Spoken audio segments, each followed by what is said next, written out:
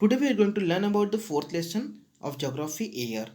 तो यहाँ पर हम पढ़ने वाले हैं एटमॉस्फेयर क्या होता है, एटमॉस्फेयर में कौन कौन सी गैसेस हैं, एटमॉस्फेयर हमें प्रोटेक्ट कैसे करता है, and much more. Green house gas क्या होती है, ग्रीन हाउस इफेक्ट क्या होता है, ग्लोबल वार्मिंग क्या है, ऑल दिस। सो हमारा जो अर्थ है वो सराउंडेड है huge blanket of air known as the atmosphere. वो हमारे लिए बहुत इंपॉर्टेंट है क्योंकि यहीं से हमें ऑक्सीजन मिलती है और प्लांट्स को कार्बन डाइऑक्साइड नाइट्रोजन मिलती है। अर्थ ये हमारे लिए प्रोटेक्शन के लिए बहुत इंपॉर्टेंट है। कैसे प्रोटेक्ट करता है? It protect us from the harmful sun rays. जो सन की रेज है ना, अगर वो हमारे ऊपर डायरेक्टली पड़ेंगी तो बहुत हॉट होंगी। तो ये जो गैसेस होती है ना, ये गैसेस हीट को एब्जॉर्ब कर लेती हैं। अगर ये गैसेस हीट को एब्जॉर्ब करेंगी तो जो हमारे पास लाइट आएगी वो कम हॉट होगी और इससे हमें प्रोटेक्शन मिल जाएगा। रात को भी ये जो गैसेस हैं ये क्या करेंगे, हीट को धीरे धीरे जो इन्होंने एब्जॉर्ब किया है उसको ये लोग वी कैन से एक्सहेल करेंगे। सो इससे क्या होगा कि जो टेम्परेचर है वो अर्थ का वो ज़्यादा भी नहीं होगा कम भी नहीं होगा, वो एक मेंटेन रहेगा। यही रिस्पॉन्सिबल है कि जब अगर gases for example carbon dioxide या मीथेन ये सब गैसेस अगर ज़्यादा हो जाएंगे एटमॉस्फेयर में तो ये गैसेस क्या करेंगी, हीट को एब्जॉर्ब करेंगी। और जब हीट को एब्जॉर्ब करेंगी तो वहाँ से ये अर्थ का पूरा टेम्परेचर बढ़ेगा। जब अर्थ का टेम्परेचर बढ़ेगा तो जो पोल्स पे आइस है, on the poles of the earth there are lot of ice. तो जो आइस है वो मेल्ट हो जाएगा और इसी को से ग्लोबल वार्मिंग होगी। ग्लोबल वार्मिंग मतलब पूरी दुनिया में जो सी लेवल है वो बढ़ जाएगा, तो इसी को ग्लोबल वार्मिंग कहा जाता है कि पूरी दुनिया गर्म हो रही है। Composition of the atmosphere. Now जो हमारा एटमॉस्फेयर है जहाँ पे mix it is a mixture of gases, बहुत सारी गैसेस हैं। इसमें सबसे ज़्यादा जो गैस है वो नाइट्रोजन है, about 78%। Then we have the oxygen 21%, then argon 0.93, then carbon dioxide 0.03, then all the other gases. So nitrogen and oxygen they form the maximum, and nitrogen is about 78% and oxygen is about 21%, then argon, then carbon dioxide.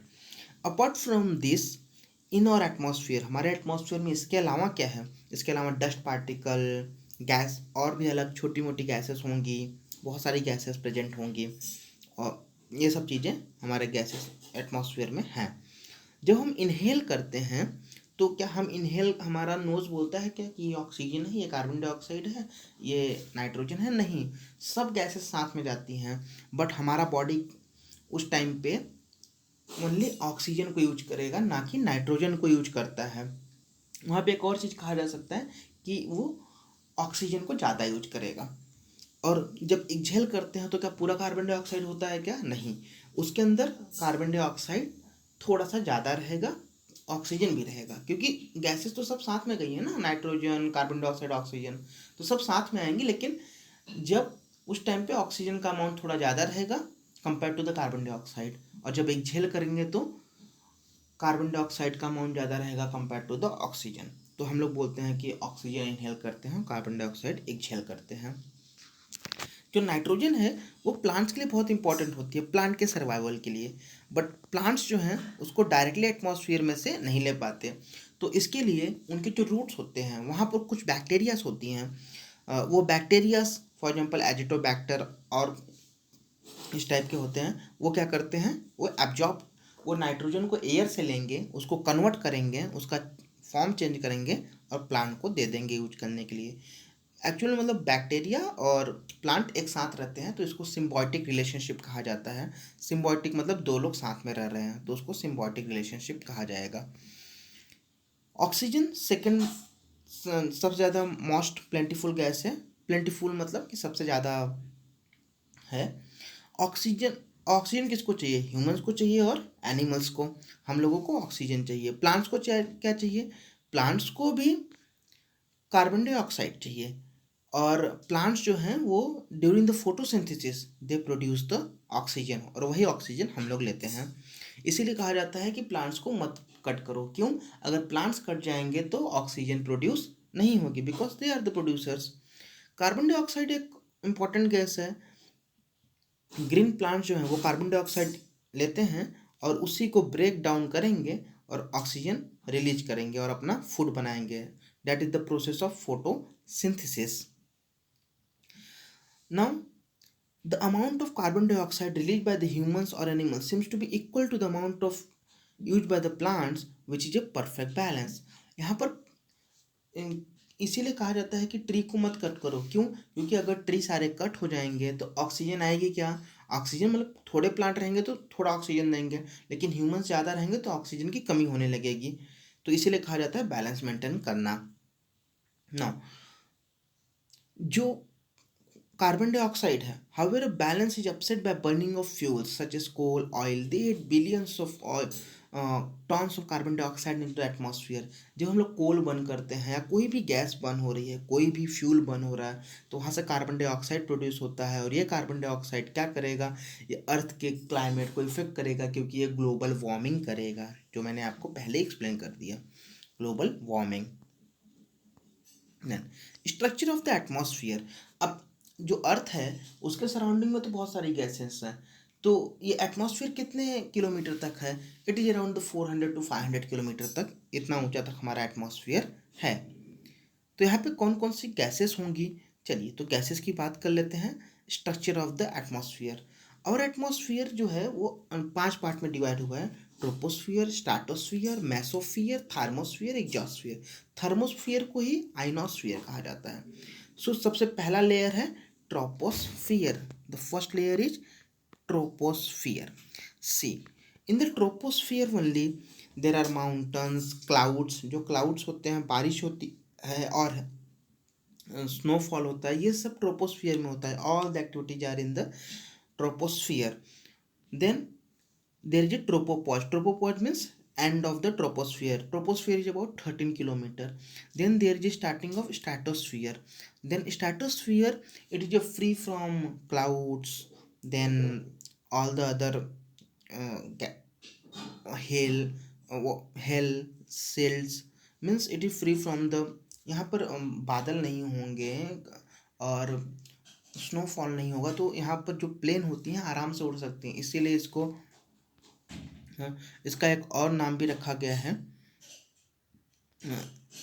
Jet, something related to jet. So ये up to 50 kilometre तक है. And one important feature कि यहाँ पर एक ozone layer होती है.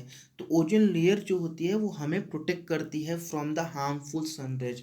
क्योंकि अगर सन की रेज अगर हमारे ऊपर डायरेक्टली पड़ेंगी तो उसमें यूवी रेज जो होती हैं उनसे हमारे बॉडी को कैंसर हो सकता है. इसीलिए हमको प्रोटेक्ट करने के लिए हमारे अर्थ के सराउंडिंग क्या है? ओजोन लेयर है.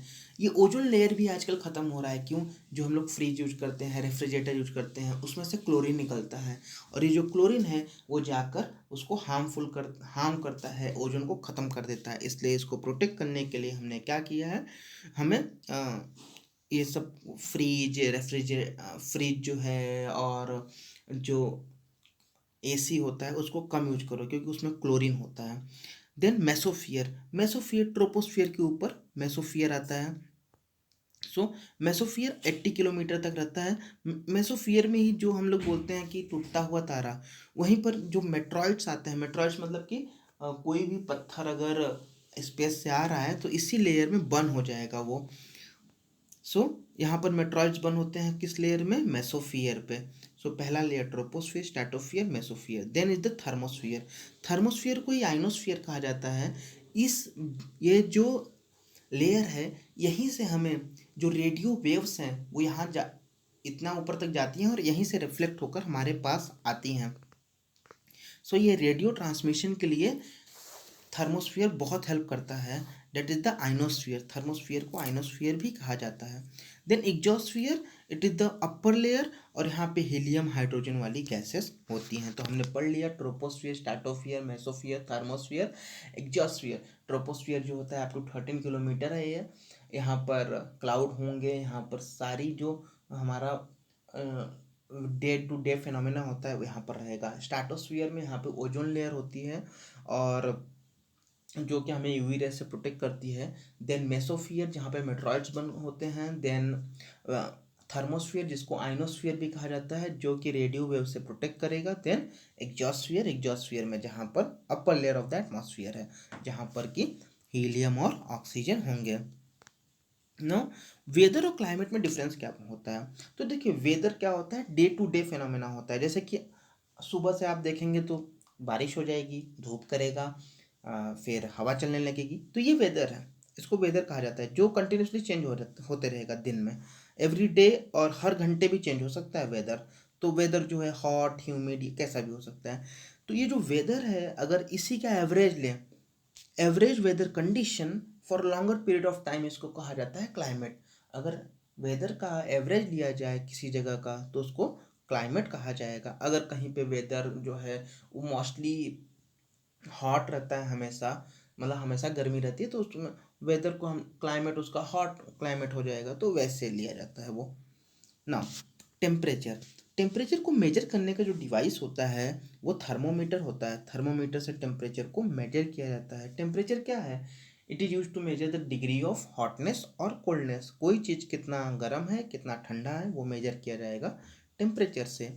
एयर प्रेशर को मेजर करने के लिए, और एटमॉस्फेरिक प्रेशर को मेजर करने के लिए बैरोमीटर नाम का डिवाइस यूज किया जाता है।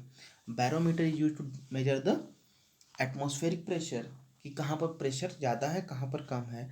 एटमॉस्फेरिक जो प्रेशर होता है वो मोस्टली सी लेवल पे, मतलब जब आप ग्राउंड पे हो तो बहुत ज़्यादा रहेगा। जैसे जैसे आप पहाड़ों पर जाओगे, वो जो एटमॉस्फेरिक प्रेशर है वो कम होता है। इसीलिए जब लोग पहाड़ों पर जाते हैं, तो ये होता है कि उनको सांस फूलने लगती है, उनको सांस लेने में प्रॉब्लम होती है। कभी कोई तो खून आने लगता है मुंह से और नाक से। क्यों? क्योंकि वहाँ पर होता है कि एटमॉस्फेयर का जो प्रेशर है, एयर का जो प्रेशर है वो कम हो गया, तो हमारा बॉडी बहुत जोर से फोर्स एग्जर्ट करता है और ब्लड बाहर आ जाता है। इसीलिए जो हम लोग जब खड़े होते हैं तो हमारे ऊपर उतनी ही एयर जो होती है वो प्रेशर एग्जर्ट करती है। अगर वो ना करे, तो क्या होगा कि हमारे अंदर से हार्ट इतना तेज से ब्लड को पंप करेगा कि वो बाहर आ जाएगा ब्लड। और अगर हम लोग मून की बात करें, तो मून पे एटमॉस्फेयर नहीं है। अगर वहाँ पर कोई बिना सूट के चला जाए, स्पेस सूट के, तो हमारा बॉडी इतना तेज से फोर्स एग्जर्ट करता है कि सारी जो ब्लड वेसल्स हैं वो फट जाएंगे, और पूरा, मतलब बॉडी खत्म हो जाएगी, तो इंसान मर जाएगा।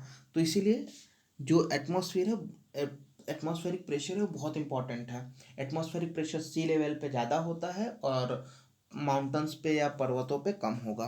देन रेनफॉल को मेजर करने के लिए जो डिवाइस होता है वो रेन गॉज होता है, उसको में मिलीमीटर में मेजर किया जाता है। रेनफॉल हमेशा मिलीमीटर में। देन विंड को की डायरेक्शन को मेजर करने के लिए जो डिवाइस होता है उसको कहा जाता है विंड वैन। देन इंसोलेशन क्या होता है? जितनी सनलाइट आ रही है उसको कहा जाता है insolation. Insolation is the coming solar energy, जो सोलर एनर्जी आ रही है हमारे पास, that is known as the insolation. अब ये जो इंसोलेशन है, ऑफ कोर्स बात है कि सबसे ज़्यादा इक्वेटर पे पड़ती होगी। Means if you take it, it will be like this. If this is the earth, this is earth, and this is the sun, तो सन की एनर्जी सबसे ज़्यादा इक्वेटर पे पड़ेगी। देन पोल्स जो हैं दोनों, वहाँ पे कम पड़ेगी, क्योंकि वहाँ पे जो सनलाइट है वो तिरछी होकर जाएगी, और अर्थ इक्वेटर पे सीधी जाएगी, तो सबसे ज़्यादा एनर्जी यहाँ पड़ेगी, और यहाँ पे थोड़ी कम पड़ेगी। तो सबसे ज़्यादा इंसुलेशन कहाँ पे होता है? Maximum insulation is towards the equator, and it goes on decreasing towards the poles. So insolation का मीनिंग है amount of the sun energy. अगर इक्वेटर पे सन एनर्जी ज़्यादा होगी तो टेम्परेचर ज़्यादा कहाँ पे होगा? इक्वेटर पे। As we go towards the poles, temperature goes on decreasing. That's why जो पोल्स हैं वहाँ पर क्या होती है? स्नो होती है, क्योंकि वहाँ पर टेम्परेचर बहुत कम है, क्योंकि वहाँ पे इंसोलेशन बहुत कम हुआ। Now, temperature in cities is much higher than the villages. वो क्यों होता है? क्योंकि जो सिटीज होती है, यहाँ पे जो बिल्डिंग्स बनी है, ये सब क्या करती हैं? हीट को एब्जॉर्ब कर लेती हैं, और जब रात होती है तो ये लोग उसको, जो इन्होंने दिन भर हीट को एब्जॉर्ब किया है, उसको ये लोग धीरे धीरे रिलीज करती हैं। जब वो गैस रिलीज होती है तो उससे क्या होता है? रात का टेम्परेचर बढ़ जाता है। इसीलिए जब शहरों में ज़्यादा गर्मी होती है कंपेयर टू द विलेजेस, क्योंकि विलेजेस में रोड्स नहीं होंगे, क्योंकि रोड भी जो होती है वो भी हीट को एब्जॉर्ब कर रही है ना।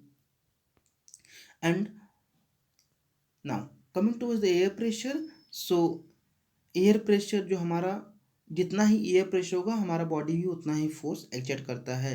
एयर प्रेशर क्या होता है कि जो फोर्स एयर हमारे ऊपर एक्सर्ट कर रहा है, कि जो फोर्स एयर हमारे ऊपर लगा रहा है उसी को बोलते हैं air pressure. Air pressure is the pressure injected by the weight of air on earth surface. जब हम लोग ऊपर जाते हैं तो क्या होगा, अमाउंट जैसे जैसे हम लोग माउंटेन्स पे जाएंगे वहाँ पे क्या होगा, अमाउंट ऑफ एयर कम होगी तो प्रेशर कम होगा, और प्रेशर सबसे ज़्यादा कहाँ होगा, सी लेवल पे होगा। Then in area where temperature is high. अब देखिए जहाँ पर टेम्परेचर हाई होगा, हमें पता है कि जब टेम्परेचर ज़्यादा होता है, जैसे गर्मी बढ़ती है, तो वहाँ पे क्या होगा, एयर जो है ग्राउंड की जो एयर है वो हीट हो जाएगी, एंड हीट होने के बाद वो rise up, when the air is heated it will rise up. तो दूसरी जगह से एयर जो है वो इस जगह पे आ जाएगी जो जगह खाली हुई है, इसी को कहा जाता है wind. Movement of air is known as the wind.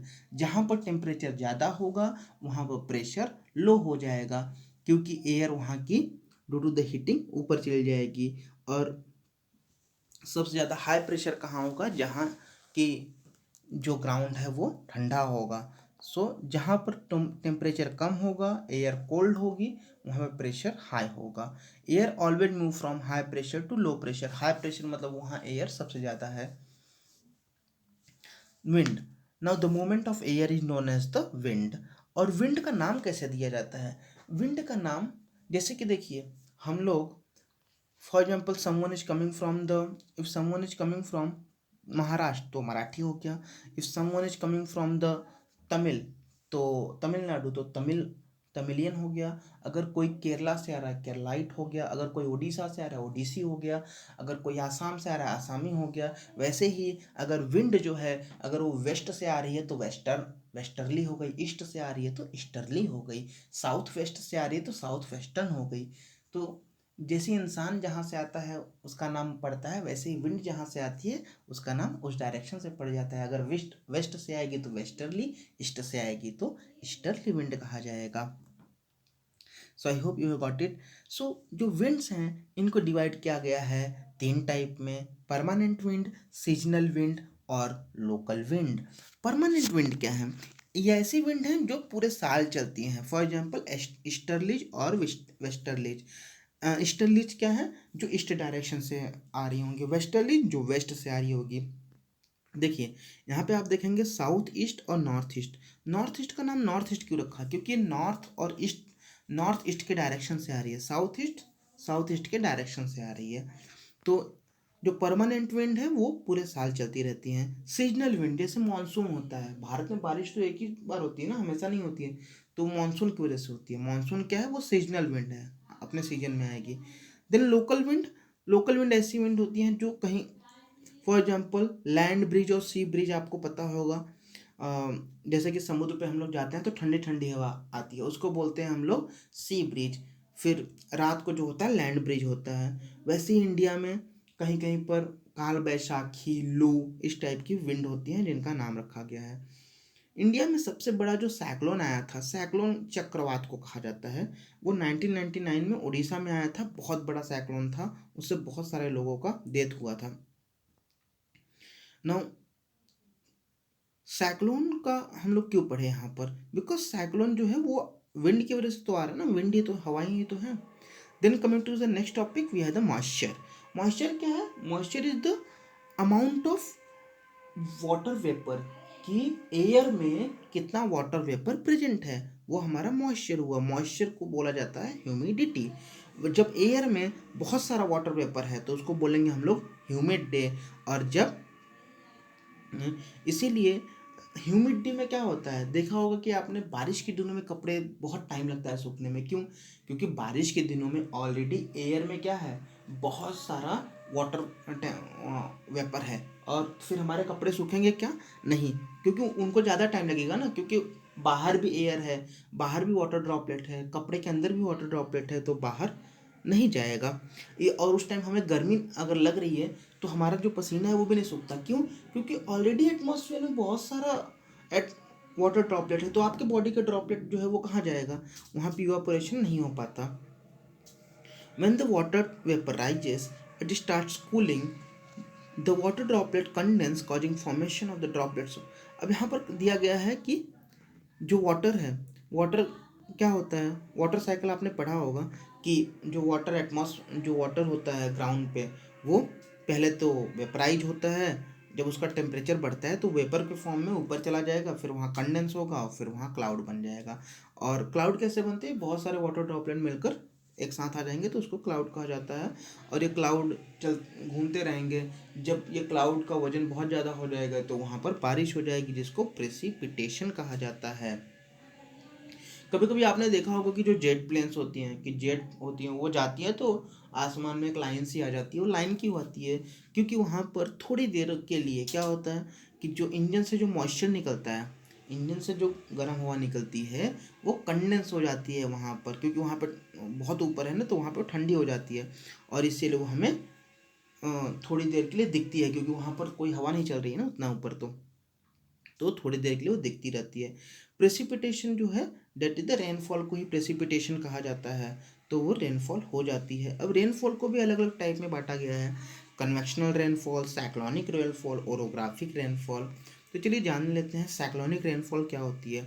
Cyclonic rainfall जो साइक्लोन की वजह से आएगी, और इन डिटेल में बोल दूँ तो कभी कभी देखा होगा कि समुद्र के किनारे जो जगह होंगी वहाँ पे बारिश होगी, क्योंकि समुद्र से गर्म हवा आएगी और लैंड तो कंपेयर टू द ओशन कम गर्म रहेगा, तो जो गर्म हवा आएगी ऊपर चली जाएगी और बारिश कर देगी। जब ऊपर जाएगी तो वो कंडेंस हो जाएगी, सिंपल सी बात है। ओरोग्राफिक रेन कि अगर माउंटेन आ जाए तो जो क्लाउड्स हैं वो बारिश कर देंगे एक साइड, दूसरे साइड बारिश नहीं होती है, इसको कहा जाता है orographic rain. Then cyclonic convectional rainfall क्या होता है कि अगर अर्थ का टेम्परेचर बढ़ जाए, ये ग्राउंड का टेम्परेचर बढ़ जाए, तो यहाँ पे जो वाटर ड्रॉपलेट होगा या जो भी वाटर ड्रॉपलेट होगा वो ऊपर जाएगा, कंडेंस होगा और वहीं पर बारिश कर देगी। ये होता है कन्वेक्शनल रेनफॉल। रेनफॉल हमारे लिए बहुत इंपॉर्टेंट है और इसीलिए वाटर को हमें रखना चाहिए। अच्छा, अदर फॉर्म्स ऑफ प्रेसिपिटेशन भी होते हैं। प्रेसिपिटेशन तो एक रेनफॉल हो गई, दूसरा क्या होगा, स्नो हो सकता है, स्लीट हो सकती है, हेल हो सकती है। स्नोफॉल तो पता ही होगा, स्लीट और हेल वो पत्थर पड़ते हैं ना, बड़े बड़े आइस के गोले, इसको कहा जाता है। Coming to the MCQs, which of the following gases protects us from harmful rays. तो ओजोन लेयर होती है। The most important layer of night atmosphere is troposphere. Atmosphere की इंपॉर्टेंट लेयर क्या है, ट्रोपोस्फियर, क्योंकि यहीं पर तो हम रहते हैं। विच of the following layers of the atmosphere is free from cloud. So clouds कहाँ नहीं होते हैं यहाँ पर, क्योंकि ऑप्शन गलत दिया गया है तो ये क्वेश्चन नहीं किया जा सकता। As we go up layers in the of the atmosphere, pressure, जब हम लोग ऊपर जाते हैं तो प्रेशर क्या होता है, कम होता है। And when the precipitation comes down to the earth in liquid form it is called the rain.